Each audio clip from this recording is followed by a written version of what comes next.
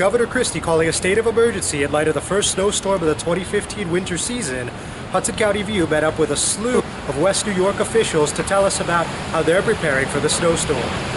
Mayor Felix Roque, Superintendent of Schools John Fauta, Department of Public Works Commissioner Gabriel Rodriguez, Department of Revenue and Finance Commissioner Fior de Eliza Frias, Commissioner of Parks and Public Property Count Wiley, and Housing Authority Executive Director Robert DiVincent spoke with Hudson County View in the midst of a huge town meeting where employees gathered to discuss storm preparedness. Let me tell you, first let me say thank you to my commissioners. They've done an outstanding job preparing. We've been at this since yesterday once we heard what was going to be hitting our town, and it's all about preparation. I'm comparing this to the blizzard of 1978 in February in Boston. So there were a lot of fatalities, and we don't want that to happen here in West New York. So we have a fantastic team. So what I'm going to say now, I'm going to have each of my commissioners say how they're preparing for the scenario, and including the Superintendent Fauta. Go ahead, Mr. Fauta. Yes, John. As you know, today we called a half a day last night. Students were also notified today that there'll be no school tomorrow. This evening, a Connect Ed message will be going out to the parents, notifying them of no school tomorrow. And then tomorrow we'll make the decision on Wednesday if things develop or clean up as necessary. Our middle school is going to serve as an evacuation center. It's a statewide evacuation center. The mayor deems fit to have any people housed there.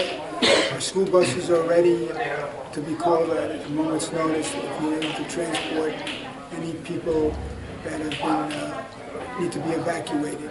In terms of DPW, we already had close to 2 tons of salt. We're currently receiving another 2 tons, and we'll be receiving close to 400. That's 400, 200, 200, and another 400 that'll be arriving tomorrow.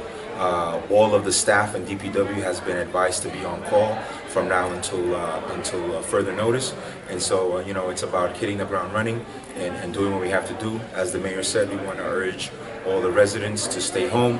Make sure the kids will be tempted to go outside and play. We want to make sure that the kids are inside so that the police, the firemen, DPW can do their jobs and everyone stays safe. The Revenue and Finance Department has allocated monies to be able to provide the salt and to pay the employees accordingly. We're anticipating a lot of additional hours to be worked during the next 48 hours. So we actually worked it so it's we're all covered.